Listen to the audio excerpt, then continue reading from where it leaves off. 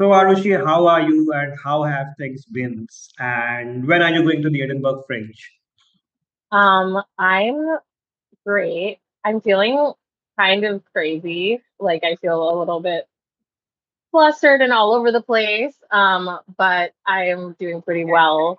Like I'm really excited, but it also feels like such a big thing that I don't even know how to be excited, if that makes sense.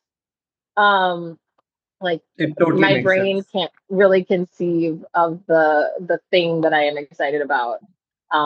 So I don't know. I don't know how you process uncertainty, but I have a hard time with it. And I'm leaving tomorrow. I have my flight out and I'll be there in the early hours of August 2nd. So yeah, pretty exciting. So, you are a New York-based comedian. You have been born and brought up in New York, right? No, I was brought up and born, so I was born in India and then I grew up in Madison, Wisconsin in the Uh, Midwest. And then I came to New York in 2016 um, for my graduate program. I did a graduate program in writing, like an MFA. And yeah, it's been a it's been a whirlwind. Like I definitely feel like I've had different eras of my life. and so you're kind of like, do you sum up all those era in your stand-up? Yeah, sort of. I mean, it's hard to get at the the breadth of everything. Like I feel like I actually tend to in my comedy, like I kind of like zoom in on a moment or like an absurd tidbit, like something just like peculiar or like even almost silly about regular life. Like I think that there's a lot of beauty and humor in just our humanity and the ways that we try to interact with each other, the ways that we try to connect and fail, if that makes sense. Yeah, Um, that does make sense perfectly. So, do you remember the first time you went on stage and what was that you performed? Yeah, this is a just crazy take your time, question. go back in time, and remember every moment. I want you to like relive that moment and Oh my God, you're like doing EMDR on me. You're like, go back to the traumatic experience and reparent your old self. When I was little, it became known in my family that I was a good singer, that I had sort of like a natural like ability to pitch, etc. And we would have these big Indian parties. I was living in Madison, Wisconsin. I grew up in Wisconsin and I came to New York a few years ago, but I've been here for almost 10 years. It wasn't a few years ago. I just am really not comfortable with my age, like with the fact that time continues to pass because you can't feel it because it's always the current moment. Like that's crazy. So anyway, I grew up in Madison and we would have these like Indian events and it would just be like a party at someone's house and it would be all everyone's whole family. So I would be playing with the little kids. I was like maybe like 4 or 5 years old. And then my dad, like kind of honestly, it would be like before we leave the party, like the false ending of the party where yeah, yeah, everyone gets up and they're like, okay, we should go. And then like they start talking again and then they stand there and for like yeah, another 30 minutes talking. Which like it's like an now encore. that yeah, it's like an encore. Like it's like yeah, it's like a nightcap, like like a nightcap cap. Like there's so many steps because it's like you walk 3 feet and then you have another conversation 3 feet closer to the door, and eventually maybe you'll get out the door when someone falls asleep. So anyway, we would be collecting for that, and then my dad would be like, "Oh, like Rushi, like we want you to sing," and then suddenly, like all the adults that I wasn't noticing the whole time would suddenly be like, "Yes, sing, sing, sing," and like a bunch of like bluebirds or something, and I would be like, "No, like I don't want like I'm shy. Like I would be shy," and then my parents would be like, "Come on, Rushi, everybody wants you to sing. You want to disappoint all these people?" And then they would be the aunties would be like, "Please sing for me, like please," like and they would be so dramatic about it, like as though like my voice was the cure to their suffering kind of thing, and yeah, so then I would sing and I would feel and watch, I felt and watched the effect of me singing on this group of people. And it was crazy to me being so small. I don't know, must have been like 4 or 5, five maybe. Um, and like being so small and seeing like a crowd of people around me who had so much more life experience or power or something, being moved by my voice was very like it really affected me in a weird way, like not like it was positive, I think, but it's the kind of thing that even now I'm kind of like, it is crazy how people respond to like when you are able to hold that space or like have that presence. Like for me, it was like being a child, like singer, being a good singer as a child, but then also, I do think that that maybe made me feel a sense of like safety and confidence in performance because it was like this place where like even now I find it so confusing. It's like this place where none of the regular rules apply.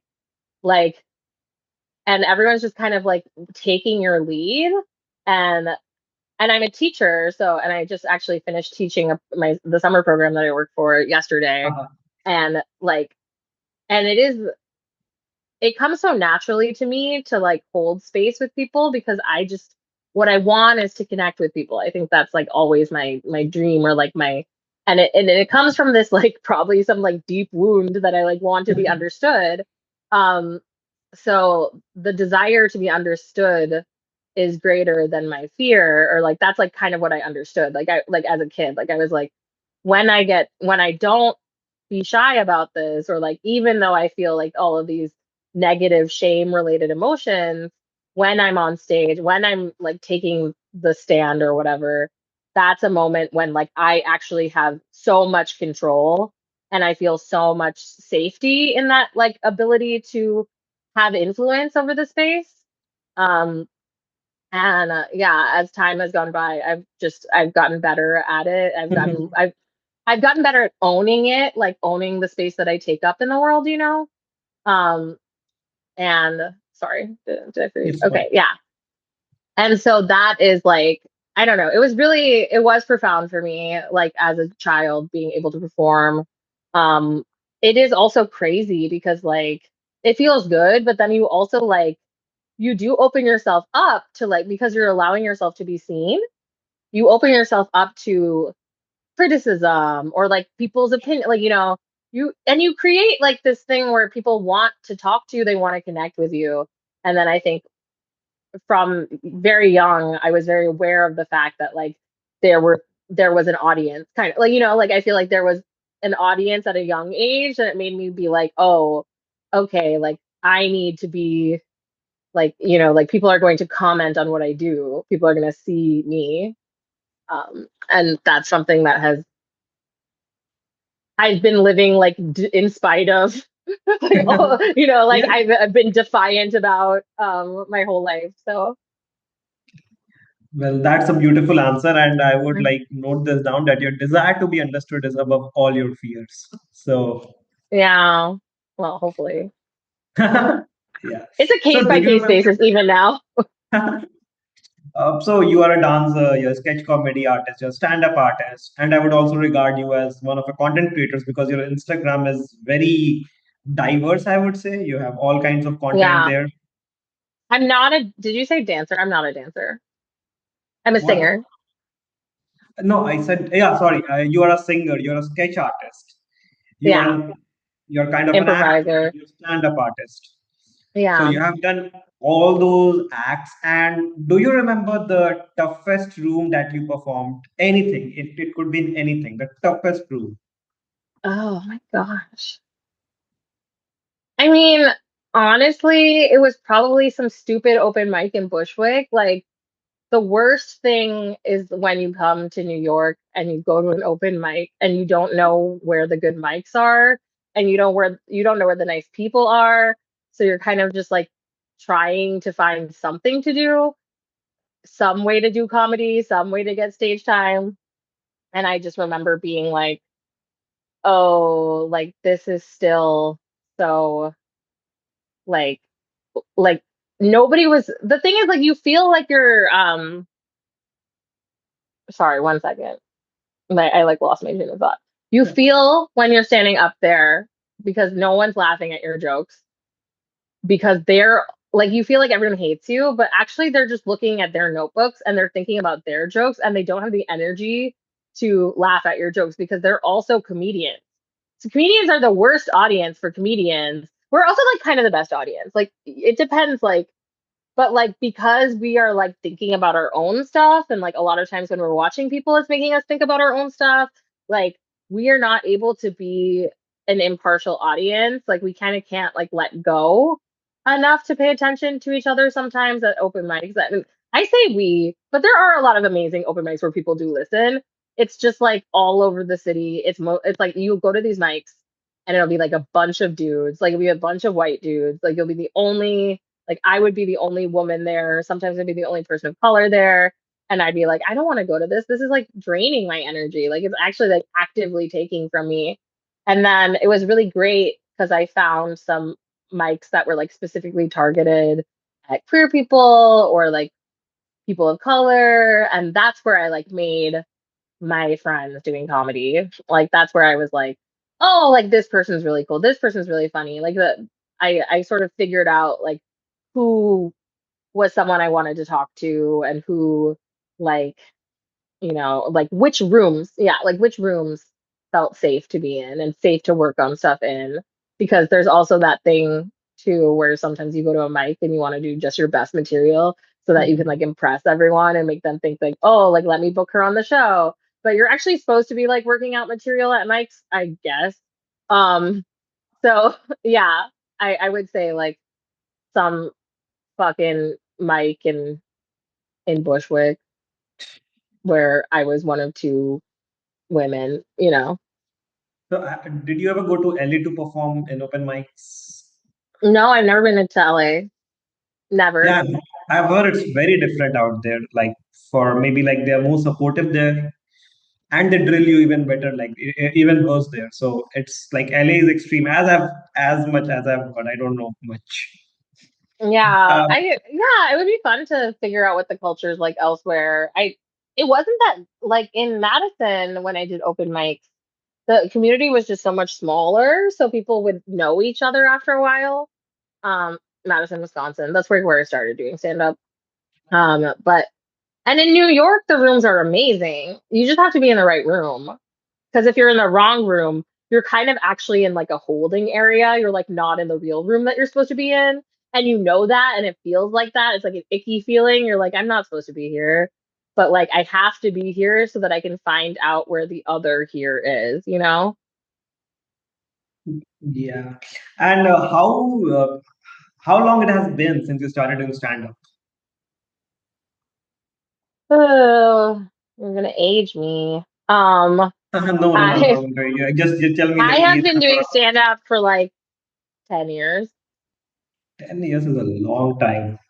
Okay, stop. No, I'm not talking about your age. I'm There just was a talking about skill. pandemic, and I was doing other stuff at the same time.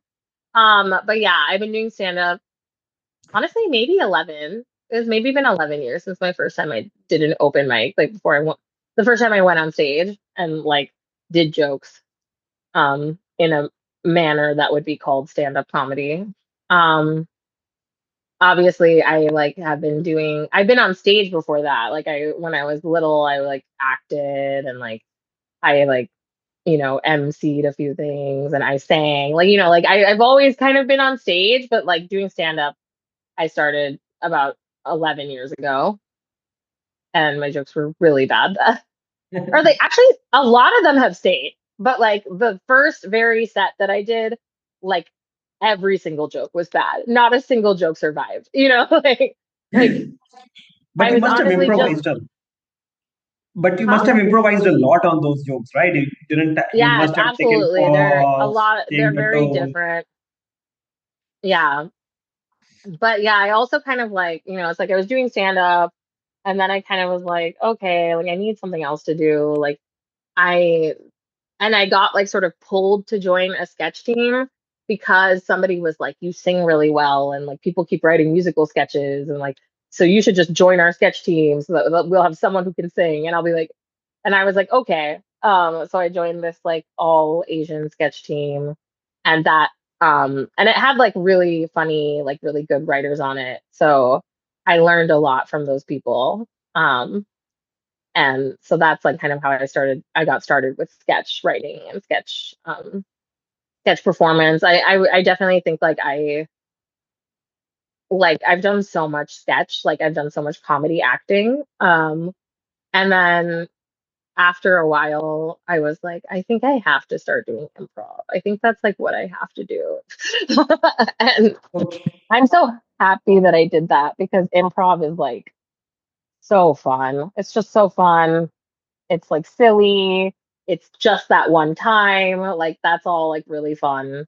And I think And that yeah. when you do improv, you don't have to be anxious to perform because you don't know what's going to happen or Yeah, what will you come like out of you. actually you kind of can't like yeah, and it kind of really games the system with the anxiety thing because like it's like it's kind of like the Edinburgh thing that I was telling you earlier where I was like I can't be that anxious because I don't know how to be anxious about it yet.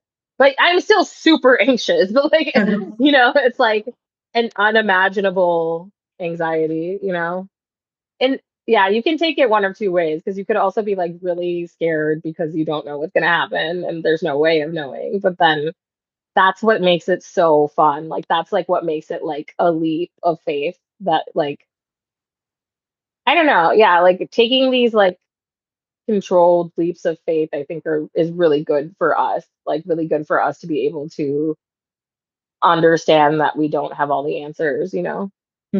Yeah. And you answered already my other question. The other question was what started first, stand-up, sketch, or improv? And you just took me Yeah, through that I journey. that was the sequence. Yeah, and I actually think I did it in the wrong order, but you know, because once I started doing improv, it actually made me so much less anxious. Like I completely like my anxiety about performing went down so much because doing improv is like the weirdest thing you could possibly do. Like the things that you will do in an improv scene are like not things that you want like anyone outside of that room to see. Like it's kind of like never like show this to anyone, like um and sometimes I'll just have these like war flashbacks where I'm like, oh God, I did that voice. Like, oh God. Like, and like why did I do, like what was even the setup for that?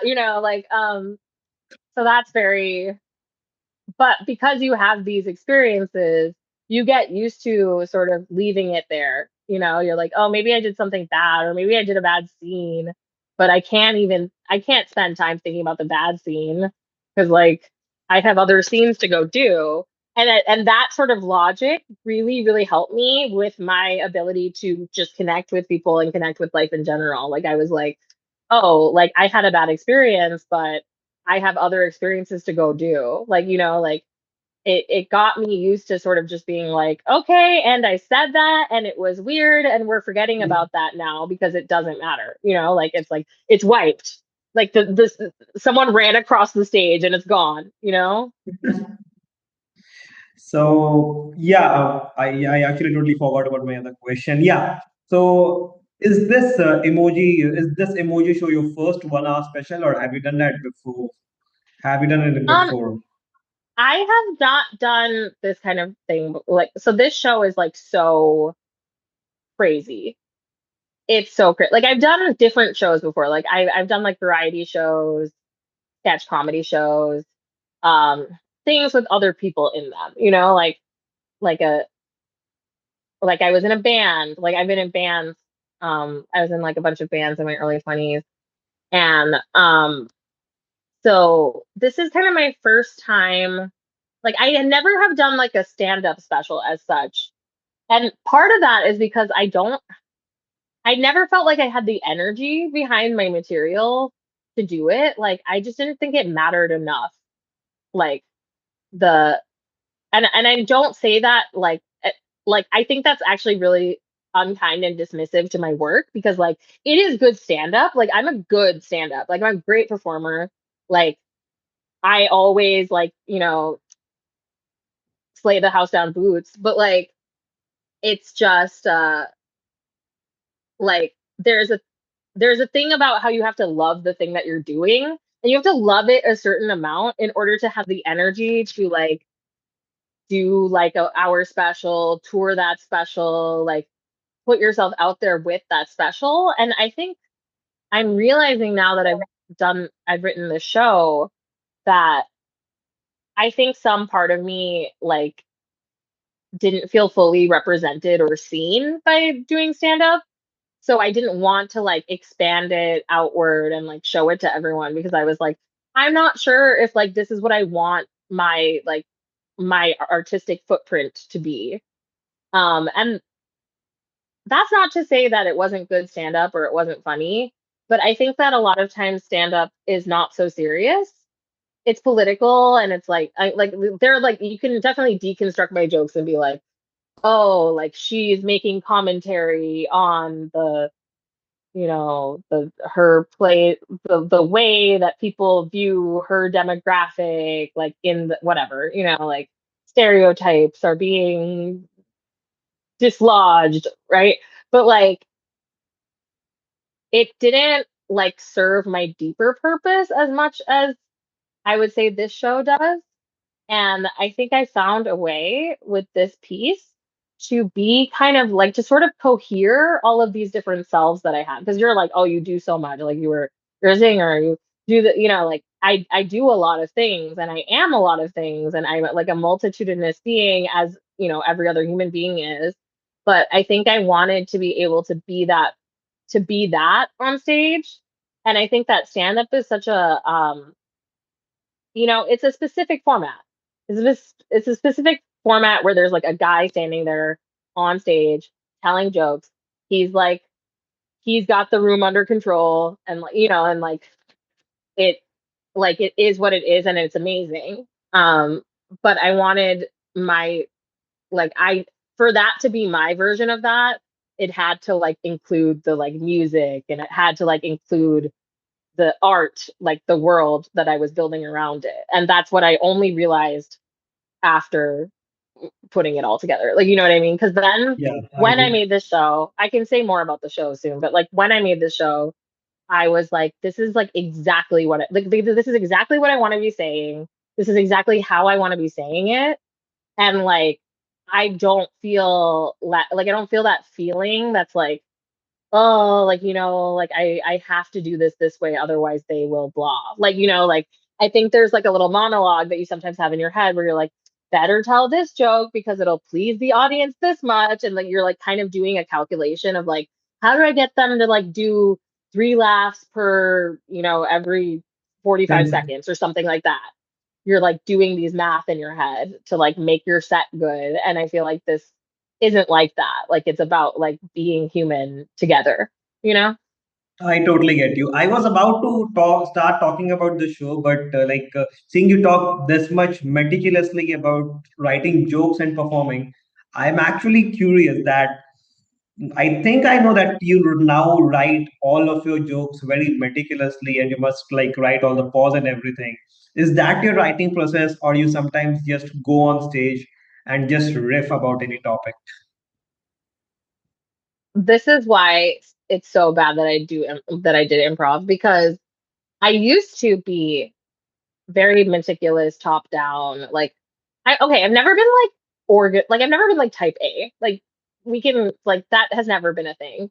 Although some people say that I'm like actually type A in the areas that I'm type A about. Like, how Yeah, I like got it. I totally get it's it. I like totally get it. my like room can be messy, but like my brain's like that kind of shit. But like so I am a little bit weird and obsessive when it comes to writing. And that kind of comes from like I've always been a writer and I've always been sort of like a songwriter and like a poet. So like you have to be extremely careful and choosy when you're writing a song. So I'm kind of like that a lot of times with just like how to phrase a joke, like the musicality of it needs to be just so like the perfect word can like really make a sentence pop or make it like fall back. So I definitely feel like I when I started stand up, I came from a storytelling background. So like it was like I was telling stories, and then like I and then I realized like, okay, like if I do stand up, I'm taking those stories, but I'm just like making them like I'm only being funny. Like I'm not being like I'm not doing the other part of it. Like I'm not doing like the sad part. I'm just doing the funny part of it. And then something about like that slicing of it, I think was maybe ultimately bad for my psyche because I was like, funny emotion, funny like, and I was also a singer at the same time. Like there was a long period of time where I was doing stand up and I was also gigging as a musician. And like, I mean, that's still kind of true now, but I don't gig as much as a musician. I kind of am more doing and focused on the show right now. But like, and I also have just like, I got really into, I really loved the comedy community and I really connected with them. So like, I ended up doing so much more comedy just kind of as a result of like a few factors. One of them being that I went through a horrible breakup when I moved to the city with someone I played music with.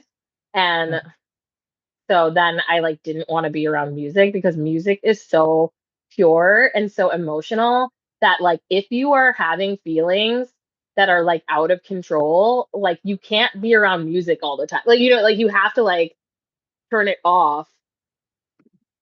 You know what I mean? Like Yeah, I sorry, I'm know. on a tangent. You're like where are we? But like, you know, music is so much more emotional and it's so much more raw and it's powerful and like scary in a way. I think music So becomes a I part of your life, like an organ of your body. So if anything associated with it gets impure, it's kind of mhm. poisonous. I Yeah, yeah, it's kind of like that. And I think I was like, I need to like step back from this because I'm not able to like be like, I can't be like in it the way that I want to be in it if I'm really doing it because I'm too emotional. So I had to take a step back. And what I did, what I stepped towards was comedy because like comedy is like a place where you can be like a lot of people who do comedy are really sad. And at the time I was so sad. Like I'm not sad anymore, but when I was sad, I was so sad. And I just love to be around funny people because they just don't care that you're sad. Like they're not like you can just be funny and you're like living your best funny life. And like if you are covering like a deep sadness, like that's okay. Like everybody is.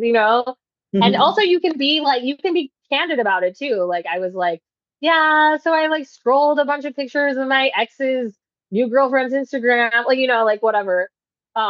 And like you can say that and everyone's like, yeah, we get it, girl.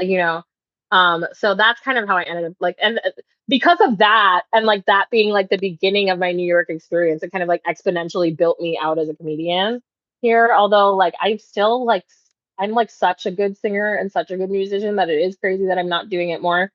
But we're trying. Like this is part of the solution is like doing a show where I get to sing. But going back to your question, oh my God, I need help getting back on the ladder because I went on a long tangent. Um, you said, do you riff on stage? yeah, so I do riff on stage is the answer. I used to be very meticulous because I was a musician and I found myself getting extremely anxious. Um, and like I would always get so anxious before I performed because I'd be like, I wrote this joke, I feel really good about it, I want everyone to get it, like like whatever. And then later I did sketch and sketch is also nerve wracking because Yeah. sometimes you're performing words that other people wrote and you don't want to fuck up the words that like they're beautiful words that they wrote. Um, but with improv, it doesn't really matter. Like there's a lot of things that don't really matter that matter in stand up and sketch. And because I always kind of improved a little bit in my sets because it's that magic of being present, like Yeah. it is different when you're on stage. Like when you're thinking about what you want to say in your set, it's going like a completely different way in your head. Like it's like drawing a picture versus like walking through like a mall, right? Like it's like I could look at a picture of the mall or I could be in the mall and it's like a 360 degree like like it's a 5D experience. And like stand up is like that where it's like you have your little script, but it's just a little script and like you're a whole person and then like you're in a space and there's all these bodies around and yeah sometimes like they are surprised by something or they do something that surprises you and then you like have to explain or like pivot and respond in real time. And I used to get really like freaked out when I got off my script, but when now that I do like now that I have all the improv training, I'm so chill. A lot of times I will riff and I will forget like things that I riffed about, even if it was like really good. Like sometimes I'll riff something really good and I won't remember it because like I was like in a different state of mind. I wasn't in like writing mind. I was like in a playful mind. But a lot of my jokes when I write, like I've noticed, like they come from a combination of sort of like being in that playful mind where I'm being silly and goofy and like in space with people, and then taking that and sort of trying to like sand the edges of it a little bit. Like a lot of times I'll just be hanging out with friends and I'll tell a story. And I'll tell a story enough times because like I have like tons of friends. So I'm like always trying to like, I'm always trying to catch people up. So I'll tell the story over and over and I'll like, as I keep telling the story, I'm like perfecting the story. And then I'm like, well, at this point, I should just probably say it on stage. Yeah. And I'm going to tell you right now, most of the beautiful things that I write and say never get put into anything that I do and are never going to be captured like they'll be lost to time. Like, you know what I mean? Like, I totally get it. I have a lot of comedian friends, so I totally get what you're talking about. There are many times that I have to remind them, okay, you told me this story the third time, then you added this punchline to your story, and it became funny.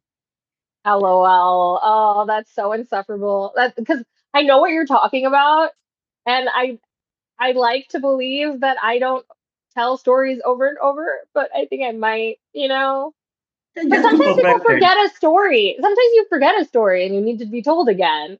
And then you're like, oh Exactly. yeah, that again. Oh, okay. That was crazy. Like that's what So we're I'm supposed to do reading as a book. humans. This is the book I'm reading. Actually, I'm not reading. I'm just revisiting this book.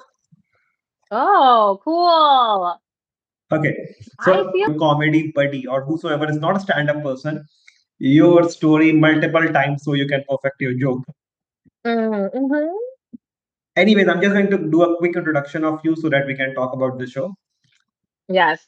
Sorry. Mm. Hey guys, today we are meeting Aarushi Agni. She's a singer, she's a sketch comedian, she's an actor, she's a stand-up artist, and she's much more.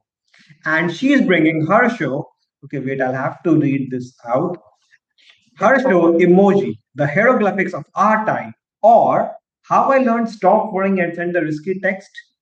Yeah, it does seem like two different shows. So she's here to talk about us about the show. So hi Rishi, and just tell us about the show. Are you Oh going my to tell God. us about the Hi. whole part or both the parts separately? Oh yeah. No, my show. I'm actually like looking at a poster of it right now. I got a really big poster made so that eventually I could. So this is like the Yeah. title, right? It's like Emoji, the Hieroglyphs of Our Time, or How I Learned to Stop Worrying and Send the Risky Text. Um, so I actually think that this tells a really good visual story. This was my Edinburgh send-off show, so that's not on the poster anymore. But yeah, so I talk about all three things. And sort of like it's uh so a few things about the title. So it's kind of be something you're doing something with. But anyway, so basically, Emoji, the hieroglyphs of our time, or how I learned to stop worrying and send the risky text, is like a TED talk that's also a musical and it's a comedy. And it's a solo show by me and it explores human connection and the way that we are now, like the state of human connection in the digital age, I would say. But also it centers around a personal story of mine that made me reevaluate my relationship to connection and love and community. And part of me getting to that place, or part of me having this exploration, has been my like deep dive into emoji, like a sort of like in that way where you like, when you get obsessed with something and then you hyper focus on that, and it's like sort of the mirror through which you are understanding everything else.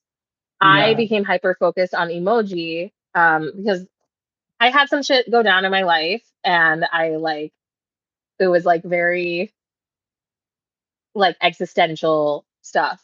And I then a couple weeks later had to do a show where I talked about like a hyper focus that I had. And I was like going through this thing, and I also had emoji on the mind, and I made this presentation that was called EMOJI, the Hieroglyphs of Our Time. It was just like this one-off thing. Like it was like supposed to be like a 12-minute presentation. And mine ended up being like a really like like it was like that thing where you did too much for the school project. Like I did too much.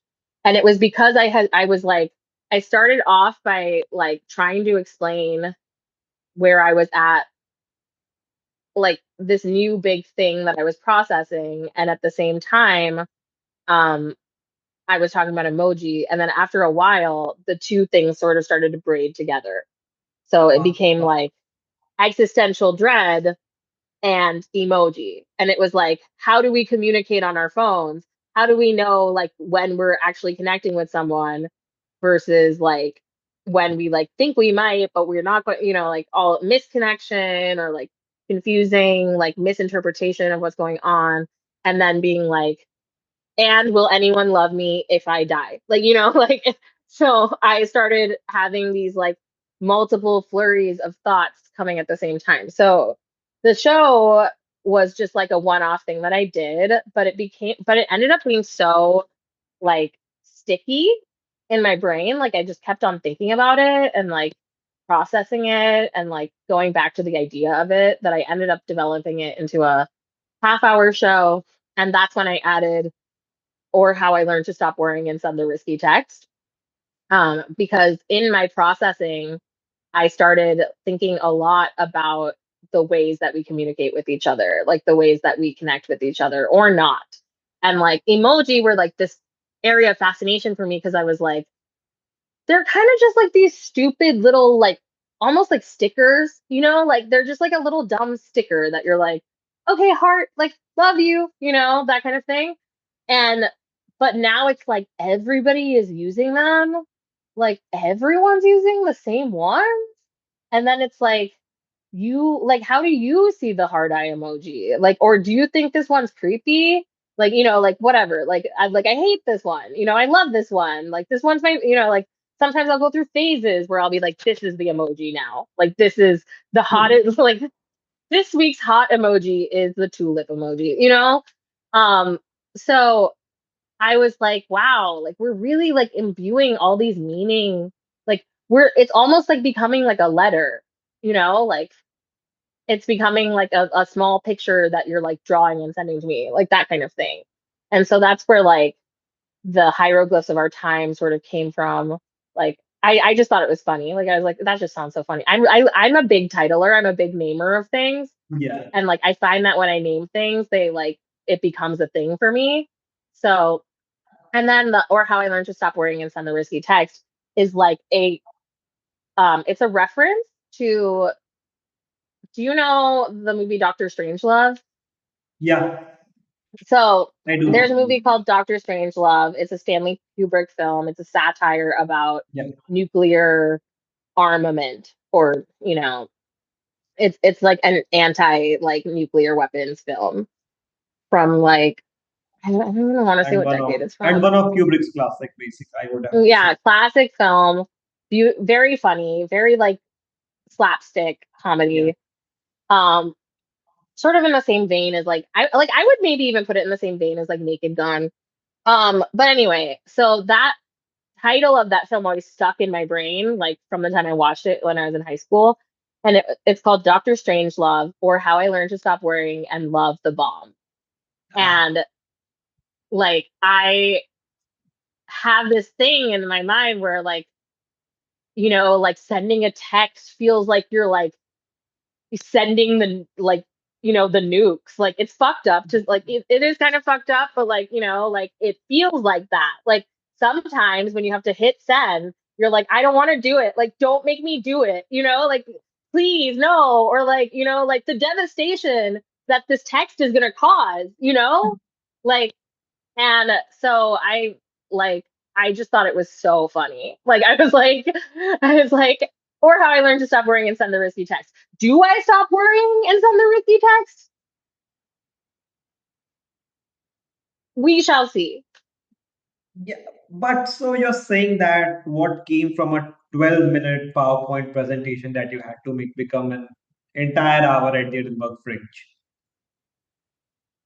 Are you asking me how? Or you're So what you're saying is basically that what was supposed to be a simple 12-minute PowerPoint presentation ended up becoming a whole show. Yes, absolutely. And it was never 12 minutes. It was actually 18 minutes. And my the like it was supposed to be 12 minutes. And then Virginia Dickens, the person who like runs the show that I was on about like explaining your hyperfocus, she was like she was like just like take as long as you want. Like she was like we have the just go. I was like okay, great. And then like I really kind of milked it. And I remember so vividly there was a really big clock in the venue toward the back that only the performers could really see. And it said like there was a we were at like the emotional height of like that 18-minute presentation. I think we were at like a minute 16.5. And I like looked at the big clock and it said 11:11 like on the clock and I was like Uh, 11:11 guys. And it's so crazy cuz like that moment was so actually so important in my life, like having those ideas come together in that way and feeling the way it felt to braid those ideas together. It was like something I had kind of never done in art before. And I felt like it was doing something really special and it was like hitting on the universal in a way. There's like a flow that I get into with this piece where it's like the slides are like helping me tell the story. Like I'm like saying things with the slides and I'm also talking. And occasionally, like even the first time I did it, like there was a little bit of singing. And like I got into this like flow of like I'm like advancing the presentation, I'm saying these words, and it like almost was like becoming like a song almost. Like there are parts of it that are very musical that aren't the music parts. Um, and I was like, this like feels so good. Like to like get into this flow and to have like like it's like I'm making a little movie in front of you. Like you know, like it's stupid. But it's like not sort of it's like if I was making a it's like if we were watching a movie, but like it's like I'm like holding up an illustration and then I'm talking and then I like hold up another illustration. It's like a really I don't know, like inefficient movie, I guess. Yeah, I could picture that movie and it looks wonderful to me because I'm seeing a slide and then I'm seeing it like described visually in front of me. So it's beautiful. It sounds beautiful. And since you mentioned Naked Gun, I have to ask you that is there any kind of slapstick comedy in your act? Yeah, a little bit. Yeah, absolutely. I actually so going from that like shorter like 40-minute presentation or like the 18-minute went to the 40-minute and that's when I added the risky text. Oh, like that's when I like really gained the ideological arc of the show because it really has a message, like it's philosophical in a big way. And also there's like a lot of story that happens within it. And yeah, so after that, you know, after I did like so I did this 40-minute presentation or 35 minutes basically. It ended with a song. And the song was not a song that I had written. It was like a song that I had changed the lyrics to because I didn't have time to write a song. It was like a kind of shorter time scale. So I just threw a song on the end. And I loved doing the song because it did the thing that the songs do that I told you about, where it like makes everybody listen to you. So that, which is also what humor, well, that's also what comedy does. So basically, I just like have been manipulating people into listening to me my whole life by being funny and knowing how to sing.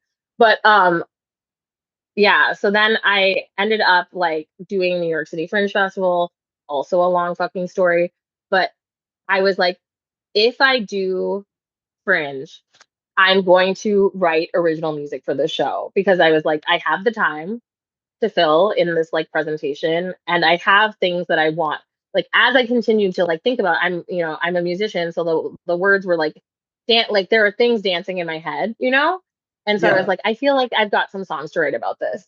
And like also like the whole like merging music and comedy has been like a thing that's been a battle my whole, like it's like everyone's Yeah. like, why don't you do both? Why don't you put the music and the comedy together? What? Ugh. And I was like, well, actually, my songs are not a joke. Like my songs are pure, like actually, like there's only so many songs that can be written, and why would I use one to be unserious? Like, whatever. I had all of these like walls up against doing musical comedy, but I was like, okay, I'm gonna do musical comedy. Fine.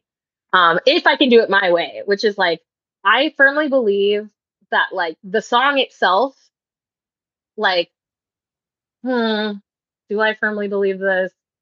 I think that you can do really good, really moving musical comedy. I think we learned that from Crazy Ex-Girlfriend, like Rachel Bloom and other people, Bo Burnham, even though I'm not really a big Bo Burnham person, and it's not really it's just like an oversight on my part.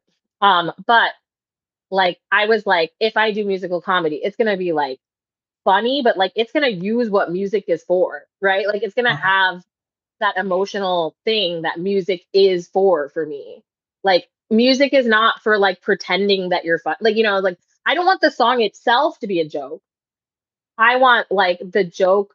I want there to be jokes in a song. Like I want a song that's funny, but it's still a song versus like I the think I idea of get like just being like, I'm going to sing and it's like going to be stupid. Like it's not stupid that I'm singing. It's like serious and important that I'm singing and I'm being funny, you know?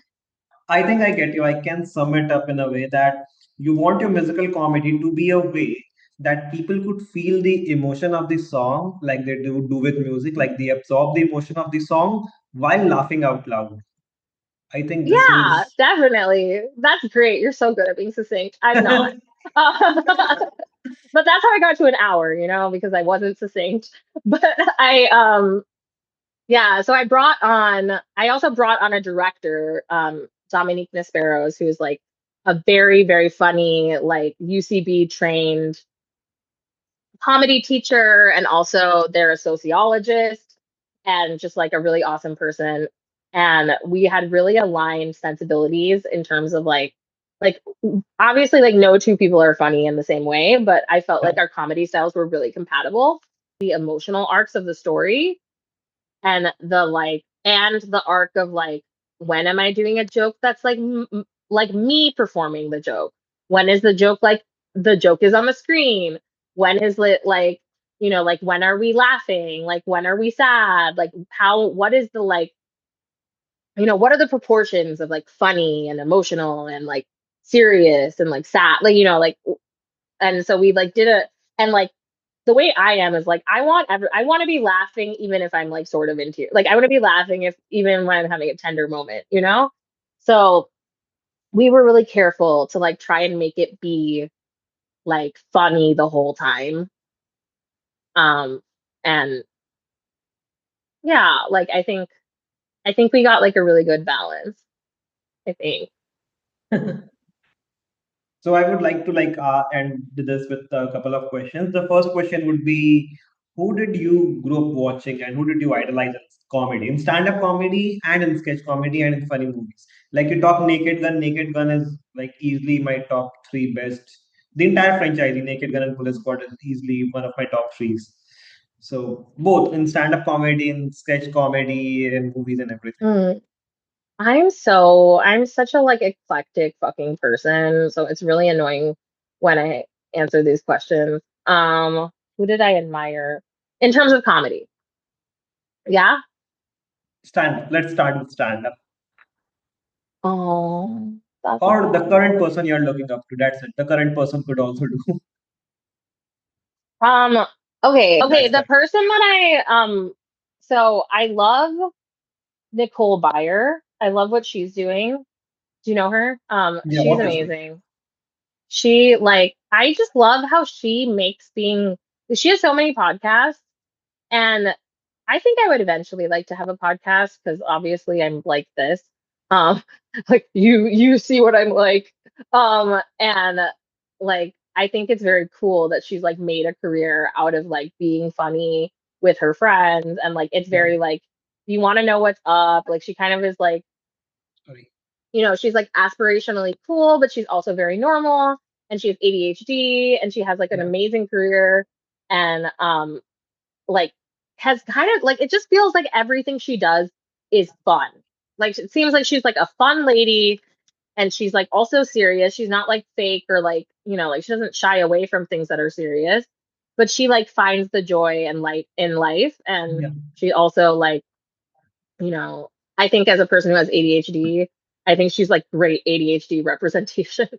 um Another person that I love is Rachel Bloom, Uh, um Crazy Ex-Girlfriend. Is like one of like honestly such an iconic show, and I was so surprised the whole time I was watching it. I was so amazed at the things that they talked about that like nobody ever talks about on TV.